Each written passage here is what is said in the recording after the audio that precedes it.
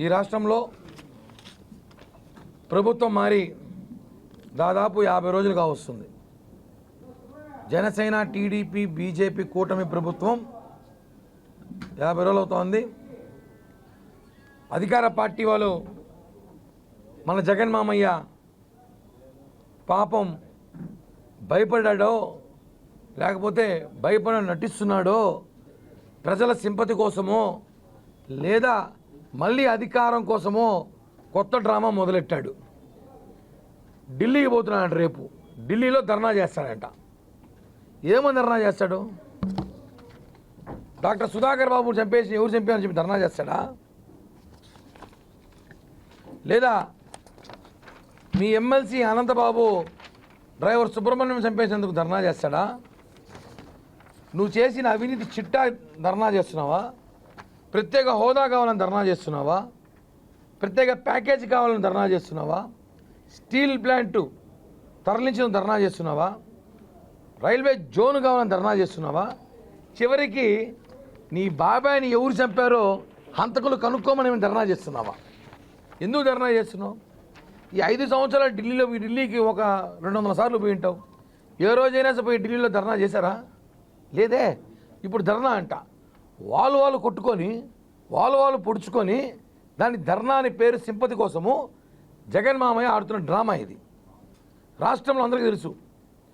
మొన్న చనిపోయిన రషీద్ కానివ్వండి, వాళ్ళు గొడవలు కానివ్వండి, ఇద్దరు ఫ్రెండ్సే ఆస్తి తగాదాలు లేదా పర్సనల్ గొడవలు ఇలా చనిపోయిన వాళ్ళు తీసుకొని అవి టీడీపీ వాళ్ళు చంపేశారు, జనసేన వాళ్ళు చంపారని చెప్పి డ్రామాలు ఆడుతూ ఈరోజు ఢిల్లీలో జంతర్ మంతర్లో రాష్ట్రంలో దాడులు ఎక్కువైపోయినాయి, అన్యాయాలు ఎక్కువైపోయినాయి, ఈ రాష్ట్రాన్ని కాపాడండి అని చెప్పి ధర్నా చేశాడ. సిగ్గుండాలి ఆ మాట మాట్లాడడానికి మాజీ ముఖ్యమంత్రికి. నీ సొంత బాబాయ్ చనిపోయి ఈరోజు 6 సంవత్సరాలు అవుతుంది. ఇప్పటికీ ఇంతవరకు ఏ రోజైనా సరే మా బాబాయ్ని ఎవరు చంపారని చెప్పి నువ్వు ఒక్క రోజన్నా ఢిల్లీ కాదు అమరావతిలో కూర్చొని ఒక ప్రెస్ మీట్ పెట్టావా? ఒక ధర్నా చేసావా?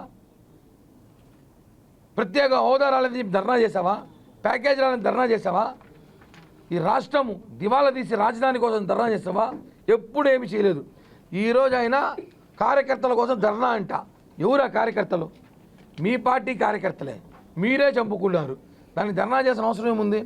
ప్రజలలో సింపతి కొట్టి ఆయన ఏదో భయపడిపోయినట్టు వాళ్ళ పార్టీ కార్యకర్తల మీద దాడులు చేసినట్టు క్రియేటివిటీ చేయడం కరెక్ట్ కాదు. ప్రజలన్నీ చూస్తున్నారు. నిన్న మనం చూసుంటాం మదనపల్లి ఇన్సిడెంట్, చాలా దారుణం. మదనపల్లిలో ఏదైతే వేల కోట్ల స్కామ్ అన్నమయ్య జిల్లాలో రాష్ట్ర వ్యాప్తంగా జరిగిన స్కాములు ఉన్నాయి.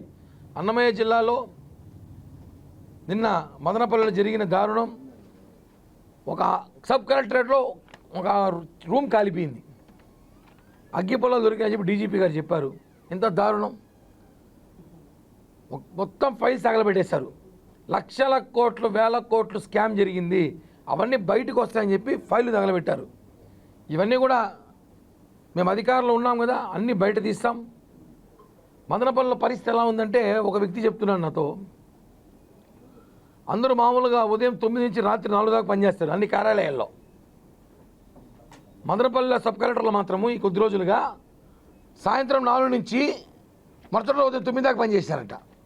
అంటే రాత్రంతా పనిచేస్తున్నారు.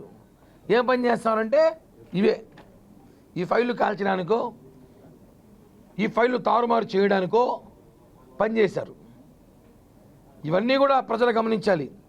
ఆయన ఇంకా ముఖ్యమంత్రి అనుకుంటున్నాడో, మేమే ఇంకా అధికారంలో ఉంటామని భ్రమలో ఉన్నాడో ఏం అర్థం కావట్లేదు. రోజుకు ఒక మాట మాట్లాడుతున్నాడు. నిన్న అసెంబ్లీలో చూసాం, నల్ల కండువాలు వేసుకొని పోయి నిరసన వ్యక్తం చేసి ఆయన ఎవరో ఒక పోలీస్ ఆఫీసర్ వార్నింగ్ ఇస్తున్నాడు. మళ్ళీ మేము వస్తామంటే ఏంది వచ్చేది? నువ్వు 15-20 ఏళ్ళు కనపడవు రాష్ట్రంలో ఎడా. ఆ విధంగా దెబ్బేసినాం మేము మిమ్మల్ని. 15-20 సంవత్సరాలు కనపడు జగన్మోహన్ రెడ్డి వ్యక్తి. వాస్తవం ఇది. మళ్ళీ మేము వస్తాము అంటే ఎవరికి చెప్తున్నారు ఇవన్నీ? ఈయన వస్తే ఆ మధుసూదన్ రావు ఎవరు ఆఫీసర్ని, నేను వస్తే నీ కథ చూస్తామంట. నువ్వు వస్తే చూడడానికి, నీ కథ చూడడానికి రెడీగా ఉన్నారు రాష్ట్రంలో ప్రజలందరూ. ఒక వ్యక్తి మాట్లాడుతూ, ఎందుకే ఆ ఢిల్లీలో ధర్నా చేస్తున్నామంటే, మాకు జరిగిన అన్యాయం, మేము చేస్తున్న బాధ జగన్మోహన్ రెడ్డిని దేశమంతా చూడాలి కాబట్టే ఢిల్లీలో పోయి చేస్తాడంట. వద్దు, ఒక పని చేయండి రా బాబు, అమెరికా పోండి, ప్రపంచం అంతా చూస్తుంది. ఎట్టో అమెరికా ఎలక్షన్ జరుగుతూ ఉంది, ఎట్టో ఏడు మీ పార్టీకి దిక్కులేదు, అయిపోయింది. అమెరికాలో పోటీ చేసే అవకాశం ఉంటే పోండి, ఆడెట్టో వాళ్ళు కొట్టుకుంటారు. జగన్ మామని ఆడికైనా పోతే పోటీ చేయొచ్చు. ఆడిపోయి ధర్నా చేస్తే అమెరికాలో ప్రపంచం అంతా చూస్తుంది నీ జరిగిన అన్యాయం. ఎవరికి చెప్తారా ఇవన్నీ మీరు? ఇవన్నీ కరెక్ట్ కాదు. జగన్ ఢిల్లీ టూర్ ఒక డ్రామా. ఆయన కేవలం కూటమి ప్రభుత్వం పైన బురద చల్లడానికి వెళుతున్నాడు తప్ప ఆయన పార్టీ కార్యకర్తల కోసమో పార్టీ నాయకుల కోసం ఢిల్లీ పోవట్లేదు. ఈ విషయాన్ని గమనించాల్సిందిగా ఈ ప్రెస్ మీట్ ద్వారా ప్రజలకు తెలియజేస్తున్నాం. తమలో ఉన్నారు ఇంకా మర్చిపోవాలి వాళ్ళు, ఇంకా అదే ఫీల్డ్లో ఆయన ఇంకా ముఖ్యమంత్రి కల్లో ఉన్నాడు. ఆయన మేమంతా ఎలక్షన్ అని కళ్ళ అనుకుంటున్నాడు. ఈ ఎలక్షన్లు ఈ 163 సీట్లు 160 సీట్లు అని కల్లో ఉన్నాడేమో. లేకపోతే అసెంబ్లీ తిరిగిపోయేసి మధుసూదన్ రావు నీ కథ చూస్తానంటే ఏందా చూసేందు? ప్రజలు చూస్తున్నారు లైవ్లో ఛానల్లో. అధికారంలో ఉండి బెదిరిస్తావు, అధికారం లేకపోయినా బెదిరిస్తావు, కళ్ళలో బెదిరిస్తాడంట. అదే చెప్తున్నాం కదా. ఇప్పుడు కూడా కొన్ని కార్యాలయాల్లో ఇంకా జగన్ మనుషులే ఉన్నారు. ఇంకా అధికార పూర్తిగా కూటమి ప్రభుత్వం సంబంధించిన అధికారులు రాలేదు. కాబట్టి దీంట్లో గతంలో ఉన్న అధికార యంత్రాంగం ఎవరైతే కలెక్టర్ ఆఫీస్లో ఉన్నారో వాళ్ళే ఎక్కడో ఆలోచించి చేశారని చెప్పి అనుమానం అయితే వ్యక్తమవుతా ఉంది. ఖచ్చితంగా ఎవరిని వదిలిపెట్టే ప్రసక్తే లేదు.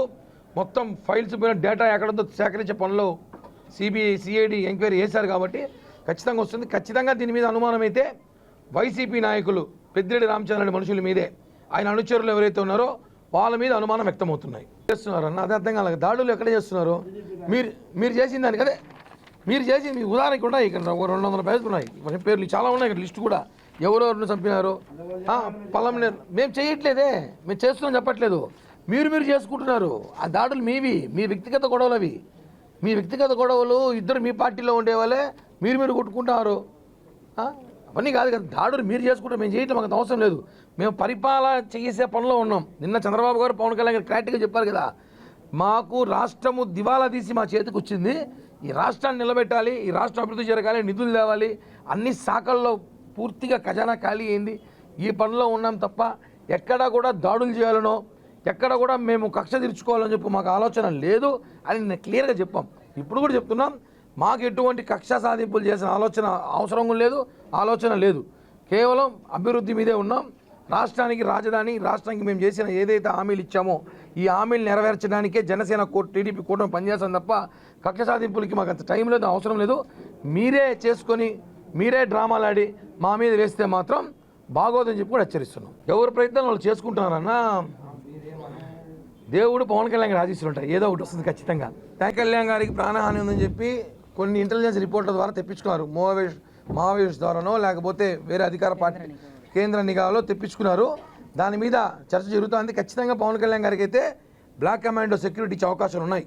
ఎందుకంటే పవన్ కళ్యాణ్ గారు అయితే మొన్నటిదాకా నాకేం అవసరం లేదు, నా జన సైనికులు ఉన్నారన్నారు. కానీ ఈ రాష్ట్రానికి ఆయన చాలా అవసరం. భవిష్యత్తులో కూడా మా అందరికి కూడా నాయకుడు, మా అందరి నాయకుడు అయినా కాబట్టి ఆయన కాపాడుకోవాల్సిన బాధ్యత రాష్ట్ర ప్రజల మీద ఉంది. కాబట్టి మేమందరం కేంద్రం లేఖ రాస్తున్నాం, పవన్ కళ్యాణ్ గారికి భద్రత పెంచమంటున్నాము. భద్రత పెంచండి, నిఘా కూడా పెంచండి పవన్ కళ్యాణ్ గారి మీద. ఎందుకంటే ఇప్పుడు ఏది కూడా వచ్చిన ఒక ఇన్ఫర్మేషన్ని లైట్ తీసుకోకూడదు. ఏ ఇన్ఫర్మేషన్ వచ్చినా దాన్ని సీరియస్గా తీసుకొని దాని మీద మనం ముందుకెళ్తే మంచిదని చెప్పి ఆలోచనలో భాగంగా మేమందరం కూడా లేఖ రాస్తున్నాం, అందరం కూడా మాట్లాడాం. ఖచ్చితంగా ఎక్కడ కూడా పవన్ కళ్యాణ్ గారికి ఎటువంటి ఇబ్బంది జరగకుండా చూసుకోవాల్సిన బాధ్యత కేంద్రం రాష్ట్ర ప్రభుత్వం మీద అయితే ఉందండి.